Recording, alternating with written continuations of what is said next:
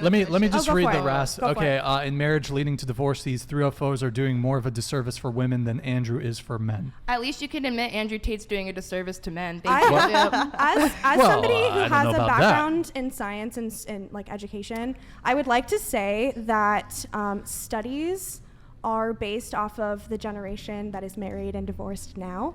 And not wait, us. which studies? The study that they're referring to, clearly. They were saying that studies said... He said a psychological study. Psychological studies said... show that women that have a 5+ body count. When you refer to a study, you're referring to people who are already married and already divorced.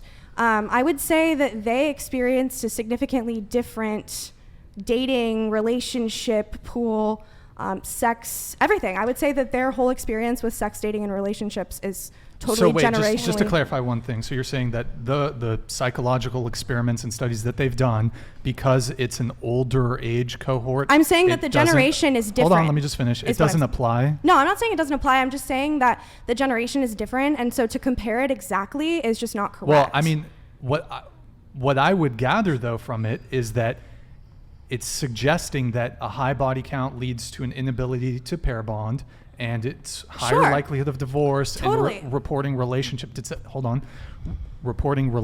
dissatisfaction. I would say that if you're saying, oh, that only applies to older women, these younger women who are sleeping with 400 men that's not what I'm saying. Are much more capable of commitment. No. I would actually say that this younger generation of women is the least capable of commitment, but go ahead. Well, so that's what I'm saying. I'm saying that like our generation is just so different. I'm not saying like women of, the generation that was studied had, more or less, or I don't know the amount of sex that they had, but what I'm saying anecdotally is that you cannot compare a generation. Did you just say Aunt Dick? Anecdotally. I will have you know that he's 6'5". 6'4". There's no way he's got one of those. Okay. That would be a real bummer. How dare you? How dare you? That was a reach of a joke, but I'll give it to you. Yeah, hold on, let me. Yeah, you need a little knee slapper. Yep, thank you. All right. Air horns. I think what I'm saying really is that like the marriage and divorce rates of a generation that's already married and divorced, there's a lot of other outside factors that indicate relationships. Like, I mean, if you look at marriage and divorce rates, they're already 50%, right? Mm-hmm. But also if you think about the way, and I actually wanted to talk about this earlier and it didn't really get to, I didn't really get to, but I think the reason that women are out having with a bunch of dudes and out getting married later and staying single longer, and also, by the way, men, the demographic of 18 to 25 are having like the least amount of sex.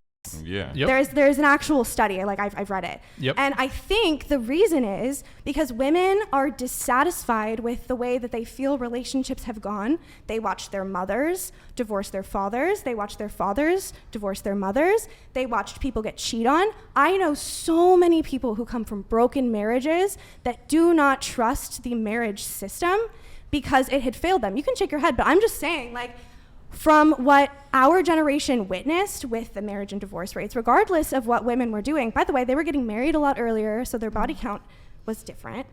And the societal expectations were significantly different for women too. And so I'm just saying that the people who were studied in that study is not the same from us. That's the only thing. I'm not saying that that it may not be the same. I'm just saying that anecdotally, you can't compare them. I also think we need to think about correlation is not causation. Correct. That's like the number one thing that we talk about in science a lot is correlation does not equal causation. There are correlations of things. So that might be that psychology study that he referenced. There could have been a correlation that these women who have... Jackson super chatted $50. It's worse now. You all convince yourselves you even don't want men or children at all now, so obviously the more bodies you have now, I don't the think more that's what's likely being couples are to said. break up. Okay. I don't want kids. So, but you're saying there's not a correlation. What I'm are you saying that body correlation count and is what? not causation. So the body count does not mean that because they have a high body count, that means they causes them to be dissatisfied or be less bonding. I think that the people that they might have seen, that could be a correlative thing. That could be that because they have a higher body count, that correlates to maybe they aren't bonding as intimately with other people.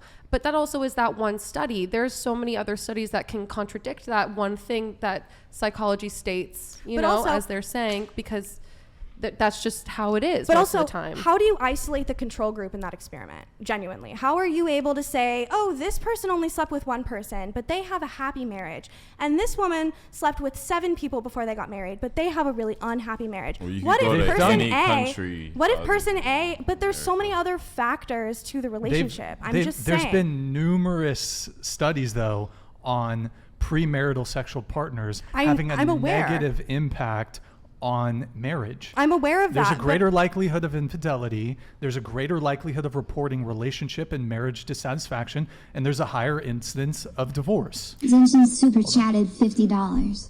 The most recent study He's back. states that 45% plus of women are going to be single and childless Excellent. by 2030. Let's go for it. So much Let's so make that it more. JP Chase has made financial moves to profit off the woman. How's that for recent? Being in medicine, I'm sure I... Oh, can we finish? Can you I want to pull it read up? that. Yeah. It's around more Being studies than in you. medicine, I'm sure I've read more studies than you. Bitch, Read I'm more in studies. medicine. I literally work in medicine. I study science and I work in medicine. I'll have you know that Zentience is a brain surgeon. FYI. That's great. I'm really I wonderful. I He admit the knows. fact that you're. He's a neurosurgeon. Then he should know I respect correlation the is not fact- yeah, thank causation. you. Like he should also respect that correlation is not causation. It doesn't mean that we're like you know. Invest in cat food, guys. And also, it's like they're already everything is being. Women are like for years. Everything has been a financial gain from women. Like you exploit women. It's just What? constantly. There's always something with women. Like. What?